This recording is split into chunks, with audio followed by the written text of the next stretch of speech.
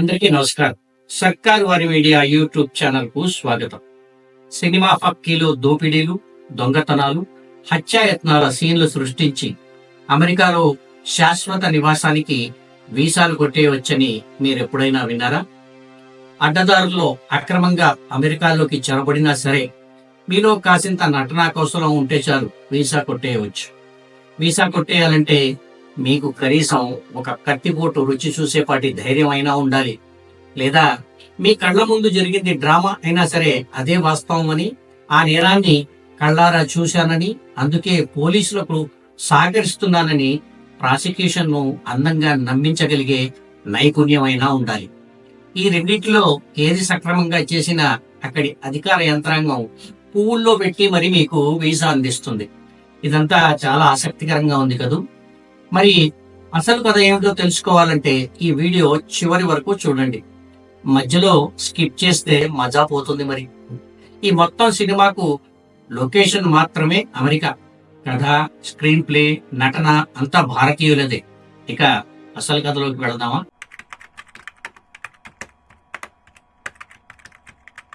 ప్రపంచంలో జరిగే వీసా కుంభకోణాలలో, ముఖ్యంగా అమెరికాలో బయటపడే వీసా మోసాలలో భారతీయ మూలాలు దాగి ఉండడం ఆందోళనతో పాటు ఆవేదన కూడా కలిగిస్తుంది.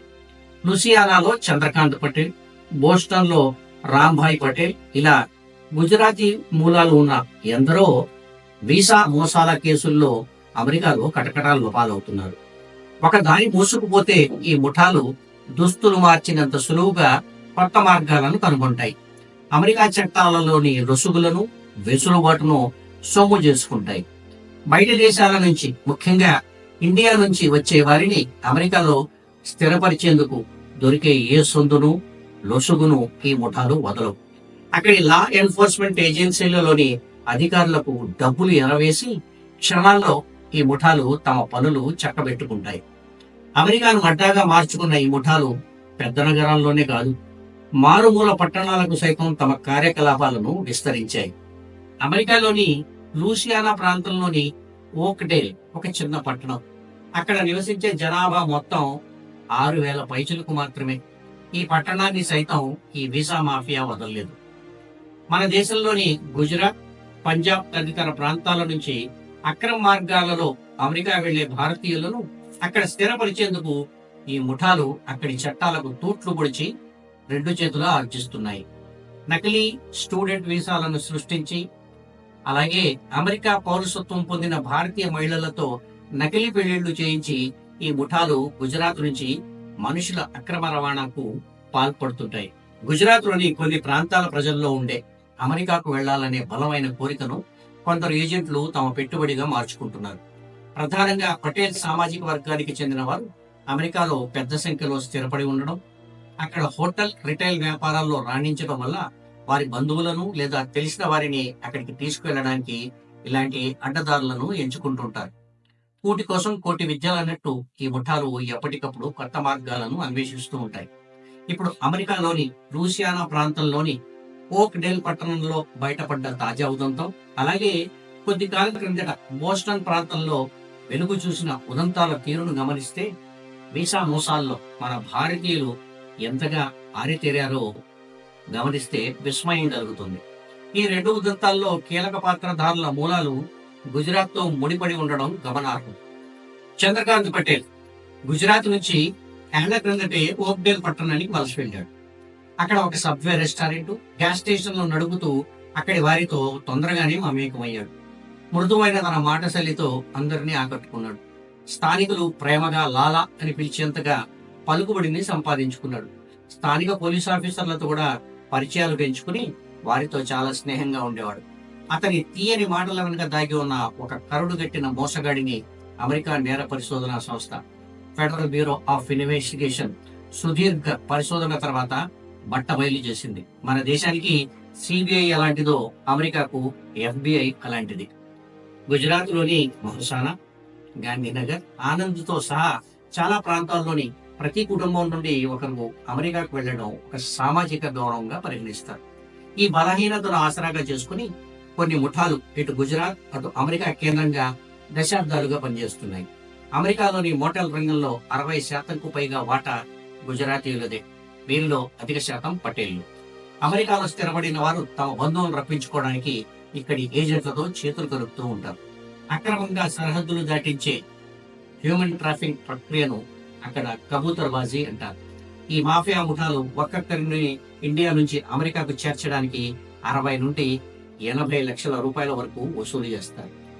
కెనడా సరిహద్దుల్లో 2022లో గడ్డకట్టే చలిలో చనిపోయిన జగదీష్ పటేల్ కుటుంబ విషాదం చాలా మంది స్మృతి పథం నుంచి చెరిగిపోయి ఉండొచ్చు. గుజరాత్లోని డింకూచా గ్రామంలో జగదీష్ పటేల్ ఒక చిన్న స్కూల్ టీచర్గా పనిచేసేవాడు. సొంత ఊరిలో గౌరవం ఉన్న కళ్ల ముందు అమెరికా వెళ్లిన స్నేహితులు, బంధువుల విలాసవంతమైన జీవితాలు చూసినప్పుడు తన పిల్లలు విహంగి ధార్మికులకు అంతకంటే గొప్ప జీవితాన్ని ఇవ్వాలనే తపన అతనిలో మొదలైంది. అదే అతని పాలిట శాపమైంది. అమెరికాకు వెళితే తన బిడ్డల భవిష్యత్తు మారుతుందనే ఆశతో జగదీష్ తనకున్న కొద్దిపాటి ఆస్తిని అమ్ముకుని ఏజెంట్లకు 80 లక్షల రూపాయలు చెల్లించాడు. ఏజెంట్లు జగదీష్ కుటుంబాన్ని టూరిస్ట్ వీసాల మీద దుబాయ్, అక్కడి నుంచి టర్కీ మీదుగా కెనడాలోని టొరంటోకు విమానంలో పంపారు. నిజానికి చాలా మంది మెక్సికో సరిహద్దుల్లో గోడ దూకి అమెరికాలోకి ప్రవేశిస్తారు. కానీ ఆ సమయంలో మెక్సికో సరిహద్దుల్లో నిఘా ఎక్కువగా ఉండడంతో ఏజెంట్లు కెనడా బోర్డర్ సులభం అని జగదీష్ను నమ్మించారు. కెనడాలోని మానిటోబా ప్రావిన్స్ లోని ఎమర్సన్ వద్ద -35 డిగ్రీల గడ్డకట్టే చలిలో ఆ కుటుంబం కాలినడకన సరిహద్దు దాటడానికి బయలుదేరింది. ఆ చీకటి రాత్రి ఎముకలు కొరికే గాలిలో జగదీష్ తన 3 ఏళ్ల కొడుకును ఒక దుప్పటిలో చుట్టుకుని భుజాన వేసుకున్నాడు. భార్య వైశాలిబెన్ 11 ఏళ్ల కూతురు చేతిని గట్టిగా పట్టుకుంది. సరిహద్దుకు కేవలం 12 మీటర్ల దూరంలో, అంటే అమెరికా గడ్డపై అడుగు పెట్టడానికి మరికొన్ని అడుగుల దూరంలోనే ఆ కుటుంబంలో మొత్తం 3 కుప్పకూలిపోయారు. మరుసటి రోజు ఉదయం కెనడా పోలీసులు వారిని చూసినప్పుడు ఆ 4 ఒకరినొకరు హత్తుకుని గడ్డకట్టే స్థితిలో శవాలై కనిపించారు. జగదీష్ తన బిడ్డను చలి నుండి కాపాడడానికి తన ఉలెన్ కోటును కూడా ఆ బాబుకి చుట్టాడు. ప్రాణం పోతున్నా తండ్రిగా తన బిడ్డను కాపాడుకోవాలనే ఆ ఆఖరి ప్రయత్నం చూసిన ఎవరికైనా కన్నీళ్లు ఆగు. షారుఖ్ ఖాన్ నటించిన డంకీ సినిమాలో పంజాబ్ యువత లండన్ వెళ్లేందుకు పడే ఆరాటాన్ని మనలో చాలా మంది చూసే ఉంటారు.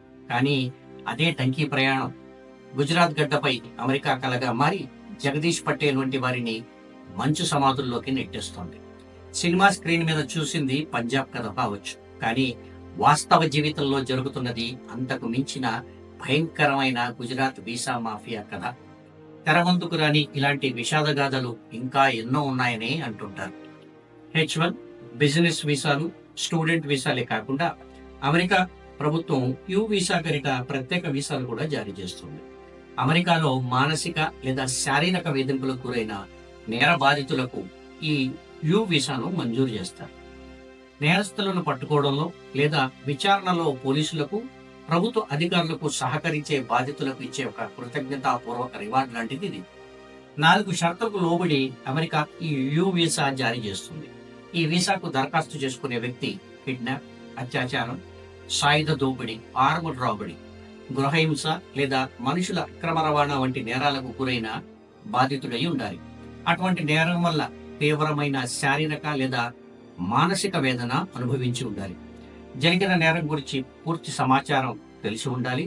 నిందితులను గుర్తించడంలో లేదా కేసు విచారణలో పోలీసులకు తప్పనిసరిగా సహాయం చేయాలి.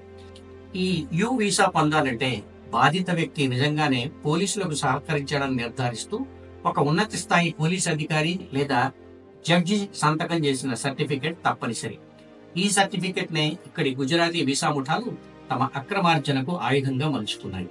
చంద్రకాంత్ పటేల్ ఉరఫ్ లాలా, రామ్ భాయ్ పటేల్ ఈ యు వీసాల కోసం క్రైమ్ థ్రిల్లర్ సినిమాల తరహాలో స్క్రిప్ట్ సిద్ధం చేసి అక్కడి స్థానిక పోలీస్ అధికారులను కూడా ఇందులో పాత్రధారులను చేశారు. యు వీసాను ఆశించే ఒక్కొక్కరి దగ్గర నుంచి $500, అంటే భారతీయ కరెన్సీలో 4 లక్షల రూపాయలకు పైగానే వసూలు చేశారు. ఆ డబ్బుతో తమ చెప్పు చేతుల్లో ఉన్న పోలీస్ చేతులతో కలిసి ఒక దొంగ దోపిడీ సీన్ క్రియేట్ చేసి ఆ డ్రామాలో వీసా కోసం డబ్బులు ఇచ్చిన వారిని బాధితులుగా, ప్రత్యక్ష సాక్షులుగా చిత్రీకరించి మిగతా కథ నడిపారు. చంద్రకాంత్ పటేల్ కేసులో FBI వెల్లడించిన వివరాల ప్రకారం లూసియానా పోలీస్ డిపార్ట్మెంట్ కు చెందిన చాడ్ డోయెల్, గ్లెన్ డిక్సన్ వంటి పోలీస్ చీఫ్లు లాలా ఇచ్చే డబ్బుకు కక్కుర్తిపడి అస్సలు జరగని దొంగతనాలను జరిగినట్లు రిపోర్టులు రాసేవారు. లాలా తన రెస్టారెంట్ లో ఎవరో గుర్తు తెలియని వ్యక్తులు తుపాకీతో బెదిరించి దోచుకున్నారని ఫిర్యాదు చేసేవాడు. ఆ ఫిర్యాదులో డబ్బులు ఇచ్చిన వ్యక్తులను బాధితులుగా విక్టిమ్స్ గా చేర్చేవాడు. 10 ఏళ్ల పాటు ఈ నాటకం సాఫీగా సాగింది. సుమారు 650 మందికి పైగా ఇలాంటి నకిలీ రిపోర్టుల ద్వారా వీసాల కోసం అప్లై చేశారు. కానీ ఒక చిన్న గ్రామంలో ఇన్ని వందల దొంగతనాలు జరగడం ఫెడరల్ అధికారులకు అనుమానం కలిగించింది. విచారణలో బాధితులు ఎవరు ఆ ఊరి వారు కాదని, అంతా కలిసి ఆడుతున్న నాటకం అని బయటపడింది. చివరికి లాలా అడ్డంగా దొరికిపోయాడు. స్వయంగా తనే బాధితుడినని చెప్పుకుని చంద్రకాంత్ పటేల్ తీసుకున్న వీసా కూడా బోగస్ అని తేలింది. చట్టాన్ని కాపాడాల్సిన పోలీస్ చీఫ్లు, మార్షల్స్ ఇలా నేరస్తులతో చేతులు కలపడం లూసియానాలో పెద్ద సంచలనం సృష్టించింది. ప్రస్తుతం లాలా జైల్లో ఊచలు లెక్క పెడుతున్నాడు. అతనితో చేతులు కలిపిన పోలీస్ అధికారులందరూ ఇప్పుడు ఉద్యోగాలు కోల్పోయారు. ఇక బోస్టన్లో జరిగిన కుంభకోణానికి సూత్రధారి రాంభాయ్ పటేల్. ఇతనికి ఇప్పటికే 20 నెలల జైలు శిక్ష పడింది. రాంభాయ్ పటేల్ కేసులో ప్రాసిక్యూషన్ కథనం ప్రకారం కెంటకీ, ఓహియో వంటి రాష్ట్రాలలోని కన్వీనియన్స్ స్టోర్లు, లిక్కర్ షాపులు, ఫాస్ట్ ఫుడ్ రెస్టారెంట్లలో నకిలీ సాయుధ దోపిడీలను ప్లాన్ చేసేవారు. స్క్రీన్ ప్లే ప్రకారం ముసుగు ధరించిన ఓ అగంతకుడు నకిలీ తుపాకీతో స్టోర్లోకి వచ్చి క్లర్క్ ను బెదిరించి క్యాష్ రిజిస్టర్ నుంచి డబ్బు తీసుకుని పారిపోయేవాడు. ఇదంతా షాపులోని సీసీటీవీ కెమెరాల్లో రికార్డ్ అయ్యేది. దొంగ పారిపోయిన కనీసం 5 నిమిషాల తర్వాతే పోలీసులకు ఫోన్ చేసేవారు. దీనివల్ల దొంగ దొరకకుండా తప్పించుకునే అవకాశం కల్పించేవారు. ఈ నకిలీ దోపిడీలో పాత్రధారులుగా ఉన్న వ్యక్తులు, అంటే ఆ డ్రామాను చూసిన వ్యక్తులు లేదా కొన్ని సందర్భాల్లో స్క్రీన్ ప్లే ప్రకారం అగంతకుడి చేతిలో గాయపడ్డవారు తమను బాధితులుగా చెప్పుకుంటూ యూ వీసా కోసం దరఖాస్తు చేసేవారు. ఈ స్కీమ్ లో బాధితుడిగా పేరు నమోదు చేసుకోవడానికి ఒక్కొక్కరు రాంభాయ్ పటేల్ కు భారీ మొత్తంలో డబ్బులు చెల్లించేవారు. ప్రతిగా రాంభాయ్ పటేల్ ఆ స్టోర్ యజమానులకు తమ షాపులను ఈ నాటకానికి వాడుకున్నందుకు డబ్బు చెల్లించేవాడు. అమెరికా కళ కోసం అడ్డదారులు తొక్కిన వందలాది మంది భారతీయులు ఇప్పుడు డిపోర్టేషన్ అంటే ఆ దేశం నుండి బహిష్కరణ ముప్పును ఎదుర్కొంటున్నారు. వీడియో నచ్చితే మీ మిత్రులకు షేర్ చేయండి. ఛానల్ను సబ్స్క్రైబ్ చేయడం మర్చిపోకండి. నో నాయిస్, ఓన్లీ వాయిస్ కోసం చూస్తూనే ఉండండి మీ సర్కారు వారి మీడియా. త్వరలోనే మరో టాపిక్ తో కలుద్దాం. అంతవరకు అందరికీ సెలవు. ధన్యవాదాలు. జై హింద్.